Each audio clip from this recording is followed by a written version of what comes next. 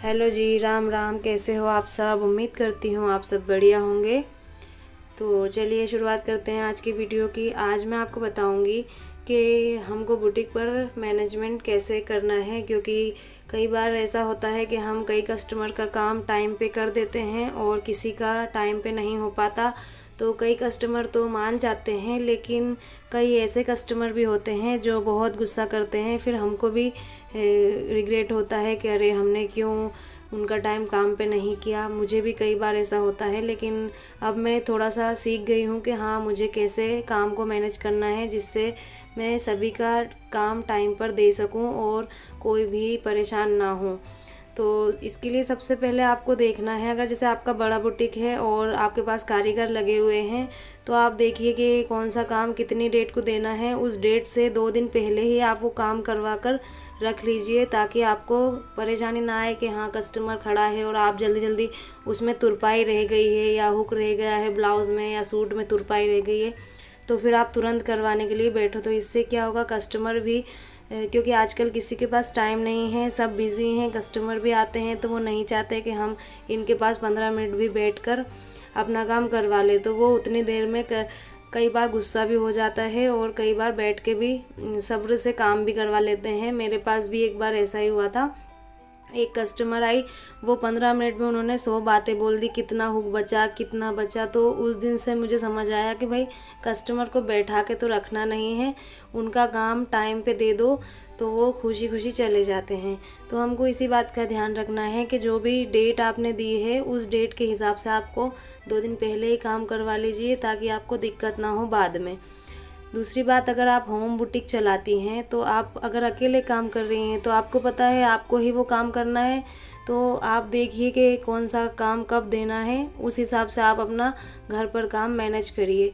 और मेरे पास तो कारीगर हैं, तो मैं सभी के लिए काम बांट देती हूँ कि सूट किसको देना है, ब्लाउज़ किसको देना है, कौन सी कस्टमर का ब्लाउज़ किस दीदी को देना है जो ज़्यादा परफेक्ट होती है उसको मैं, जो भी हाई कस्टमर होते हैं जो बहुत ज़्यादा फिटिंग मांगते हैं या उनको छोटी छोटी मिस्टेक भी बहुत ज़्यादा लगती है, तो ऐसे कस्टमर का मैं उसी कारीगर से बनवाती हूँ जो बिल्कुल परफेक्ट काम करते हैं।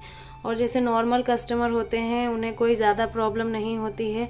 वैसे तो मैं काम सभी के लिए अच्छा करवाती हूँ, लेकिन काम मैं उसी हिसाब से डिवाइड कर देती हूँ सबके लिए कि वो अपना काम आसानी से कर पाएँ। तो यही मैं इसी तरह मैं अपने बुटीक पर काम मैनेज करती हूँ। और ज़्यादातर जो डिज़ाइन वाले रहते हैं, जो बहुत हेवी कपड़े होते हैं, बहुत कस्टमर बोल के जाता है कि नहीं आप ही सिलना और हमारा कपड़ा इतना महंगा है, और बहुत सारी बातें जब बता के जाते हैं तो उनका काम फिर मैं ही करती हूँ। फिर मैं उनसे ज़्यादा टाइम मांगती हूँ, क्योंकि मेरे पास इतना समय नहीं है कि मैं जल्दी काम दे पाऊँ। तो फिर मैं उनसे 15 से 20 दिन का टाइम मांगती हूँ और उस हिसाब से फिर मैं उनका काम करके दे देती हूँ। तो यही सब मैं अपने बुटीक पर करती हूँ कि हाँ, जो मुझे काम देना है वो मैं टाइम से पहले करवा के रख लूँ, पॉसिबल यही हो। लेकिन कभी कभी मेरे साथ भी हो जाता है कि मैं कभी ध्यान से उतर जाता है, कभी मैं देख नहीं पाती कि हाँ ये काम भी मुझे इस समय पे देना था। तो कभी कभी मुझसे भी गलती हो जाती है, सभी परफेक्ट नहीं होते, पर मैं कोशिश यही करती हूँ कि मैं सारा काम टाइम से दे दूँ। दूसरी बात, अगर जैसे आप अभी नया नया बुटीक खोल रहे हो तो आपके अंदर इतना साहस होना चाहिए कि आप अपना बुटीक का काम खुद अकेले संभाल सको। क्योंकि कई बार ऐसा होता है कि हम बुटीक तो खोल लेते हैं देखा देखी कि हाँ इसने खोल लिया है तो मैं भी खोल लूँगी और अपना काम कर लूँगी। तो इसलिए कभी भी हमें ऐसा नहीं करना है। हमको सब कुछ सिलाई में आना चाहिए कि हाँ हम ब्लाउज़ भी सिल सकते हैं, हम सूट भी सिल सकते हैं, और अगर कस्टमर की जो भी न्यू न्यू डिज़ाइन चल रही है वो डिमांड हो तो हम वो भी कर पाएँ। तो अपने कंधे पर सारा भार आपको लेना पड़ेगा, जब भी आप बुटीक चला सकते हो और अपना काम आगे बढ़ा सकते हो। अगर आप ये सोचते हो कि हमको थोड़ी कम सिलाई आती है, हम बुटीक में कारीगर को बिठा लेंगे और उससे काम करा लेंगे, तो देखिए ऐसा बिल्कुल नहीं होता। पूरा काम पहले आपको आना चाहिए, आप में इतना साहस होना चाहिए कि हाँ अगर कस्टमर के 4 सूट भी दिन भर में मुझे बनाने पड़ गए तो मैं बनाऊंगी, चाहे वो मैं दिन में बनाऊं या रात में बनाऊं, ये आपके ऊपर डिपेंड है। क्योंकि दिन में कई बार बुटीक पर कस्टमर रहते हैं तो हमारा टाइम बहुत ज़्यादा वेस्ट हो जाता है। तो वो चीज़ें सब आपको देखनी है, आपको अपने दम पे अपना बुटीक खोलना है। ये नहीं सोचना है कि मैं बुटीक खोल लूँगी और कोई किसी को मैं रख लूँगी तो देखो ऐसे आराम से कारीगर मिलते हैं, इतनी जल्दबाजी में कहीं नहीं मिलते हैं। मेरे खुद का एक्सपीरियंस है, आज मुझे 2 साल हो गए, लेकिन कारीगर की हमेशा प्रॉब्लम रहती है। कोई भी कारीगर हम ढूंढे तो उसे परफेक्ट होना बहुत ज़रूरी है। और कई दीदियां ऐसी होती हैं जिनको कुछ नहीं आता, फिर भी बोलती हैं हम हमारा ब्लाउज़ सिल लेती हैं, तो हम किसी का भी सिल सकती हैं। तो ऐसा बिल्कुल नहीं होता भाई। कस्टमर सब अलग अलग टाइप के आते हैं, उनकी चॉइस अलग होती है, तो कस्टमर के हिसाब से ही हमें काम करके देना पड़ेगा। तो ये आपको देखना है कि आप अपने बुटीक पर किस तरह काम करवाते हैं, उस हिसाब से आपको कारीगर रखना पड़ेगा। और कारीगर की सैलरी की बात करें तो देखिए, ऐसा होता है कि आप अगर किसी को सैलरी पर रखोगे तो सैलरी वाला कारीगर अपने मन के हिसाब से 2 सूट ही बनाएगा, और फिर 2 सूट बनाने के बाद वो बैठ जाएगा, वो नहीं करेगा काम, उसकी मर्ज़ी रहेगी, वो कुछ भी बहाने बना सकता है।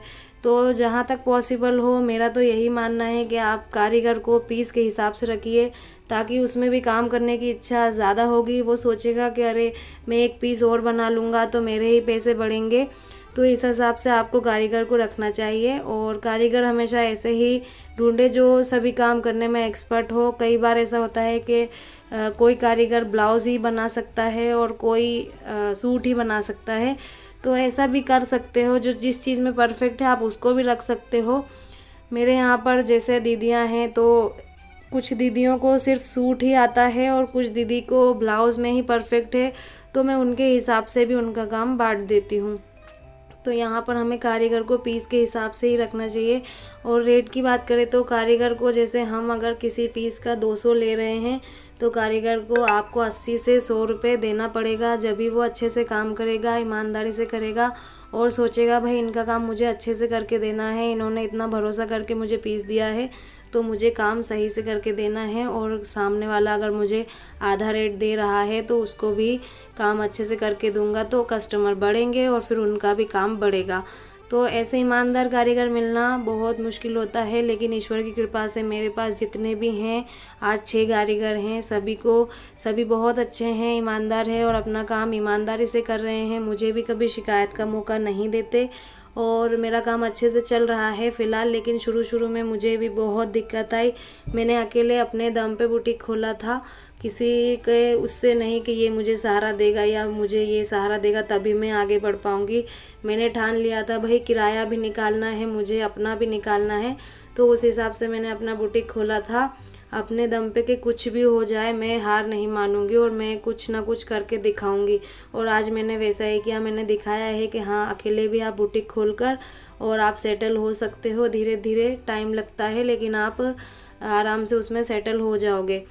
तो मुझे शुरू में बहुत परेशानी आई थी। कई कस्टमर ऐसे होते थे जिनको जल्दी काम चाहिए होता था, तो मैं टाइम से काम नहीं दे पाती थी और इस वजह से कभी कभी कस्टमर नाराज़ भी हो जाया करते थे। तो अभी मैंने बिल्कुल सेटअप अच्छे से करा है कि मैं सबका टाइम से काम दे पाती हूँ, क्योंकि मेरे पास कारीगर हैं। और कारीगर ढूंढने में भी कई बार हमें बहुत परेशानी आती है, तो आपको उस बात का भी ध्यान रखना है। कारीगर ढूंढने के लिए आप बोर्ड लगा सकते हैं या फिर आप अपने स्टेटस पे लगा सकते हैं, या लोगों को आप बोल सकते हैं कि अगर आपके यहाँ पर कोई कारीगर हो तो हमें ज़रूर बताइए। और जैसे कई कारीगर ऐसे आते हैं जिनको काम थोड़ा कम आता है, तो आप उनकी हेल्प करके उनको सिखा सकते हैं और फिर उनको आप अपने ही पास रख लेते हैं, तो ये ज़्यादा बढ़िया होता है।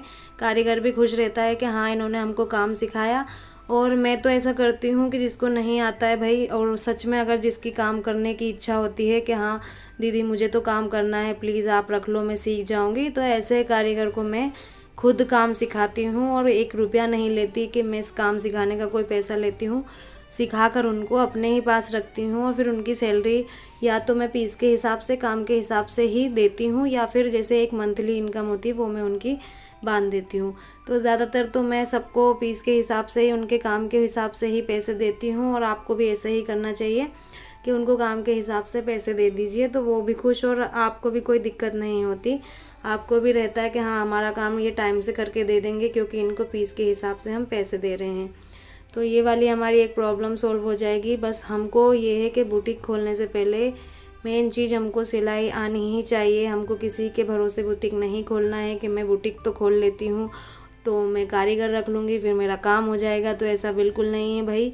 पहले आप प्रॉपर सिलाई सीखिए। सिलाई सीखने के बाद आप उस पर फिनिशिंग पे काम करिए, आप एक अच्छा टेलर बन जाइए, उसके बाद ही आप बुटीक खोलिए। अदरवाइज़ आप घर से ही काम करिए। तो घर के काम, घर पे जब हम काम करते हैं तो अगर उसमें थोड़ी बहुत मिस्टेक भी होती है तो हम वहाँ से वैसे भी कम ही पैसे में काम करते हैं, तो कस्टमर एग्री हो जाता है कि चलो ठीक है, मेरा काम कम पैसों में हुआ है, थोड़ा बहुत ऊपर नीचे मैं देख सकती हूँ। तो ये आपके लिए एक बेस्ट ऑप्शन रहेगा। अगर आपको कम सिलाई आती है तो प्लीज़ आप घर से ही सिलाई करें। अगर आप बिल्कुल परफेक्ट है, आपको पता है कि कस्टमर जो भी बताएगा मैं वो बना सकती हूँ, आपको अपने आप पे इतना कॉन्फिडेंस है, भरोसा है, तो आप ज़रूर बुटीक खोलिए, फिर तो आप बहुत आगे जाओगे। क्योंकि मुझे था अपने ऊपर भरोसा, इसलिए मैंने अपने दम पे बुटीक खोला कि अगर कस्टमर मुझे कोई भी ड्रेस बताएगा तो मैं वो ड्रेस आराम से बना सकती हूँ। मेरे पास इतनी कैपेसिटी है कि मैं कोई भी काम अगर कस्टमर बताएगा तो मैं उसे अच्छे तरीके से करके दे दूँगी। तो आपको भी यही आना चाहिए। तो आज मैंने बुटीक पर दिन भर सिर्फ फिटिंग वाले कपड़े किए थे और मेरी तबीयत भी थोड़ी ठीक नहीं थी, तो मैंने सोचा आज मैं सिलाई से ज़्यादा फिटिंग वाले कपड़े कर देती हूँ। कई दिनों से पड़े हुए थे, क्योंकि जो मेरे कुछ करीबी कस्टमर हैं वो फिटिंग वाले कपड़े देख के चाहते हैं, तो उनको भी करना ज़रूरी रहता है, क्योंकि कस्टमर हमारे भरोसे पे ही आता है कि हाँ हम इनसे सिलाई करवाते हैं, तो हम इनसे फिटिंग वाले कपड़े भी इन्हीं से करवाएंगे। तो हमको भी लगता है कि हाँ अगर वो सामने वाले भरोसे से आते हैं तो हमको उनका काम करके देना पड़ेगा। जो नए कस्टमर होते हैं मैं उनका काम नहीं लेती हूँ फिटिंग वाला, क्योंकि ऑलरेडी मेरे पास बहुत ज़्यादा काम रहता है। तो फिटिंग वाले काम में उलझ जाने से मेरा काम थोड़ा सा पीछे हो जाता है। सिलाई वाला काम ही अगर मैं टाइम से करके दे दूँ वही मेरे लिए बहुत बड़ी बात है। देखिए, बुटीक खोलना ही सब कुछ नहीं होता, उसका काम तरीके से करना भी बहुत कुछ होता है। हम बुटीक तो खोल लेते हैं, लेकिन अगर हम समय से काम नहीं दे रहे हैं, काम सही से नहीं कर रहे हैं, तो हमारा बुटीक आगे तक नहीं चलता। इसलिए हमें अपने बुटीक पर अपने काम का ख़ास ध्यान रखना है, काम को टाइम से देना है, फिनिशिंग से देना है, ताकि कस्टमर बार बार आपके ही पास अपना काम कराने के लिए आए। उम्मीद करती हूँ आज की वीडियो से आपको थोड़ा बहुत समझ आया होगा कि हमको बुटीक पर कैसे मैनेजमेंट देखना है। मिलते हैं अगले वीडियो में। वीडियो देखने के लिए बहुत बहुत धन्यवाद।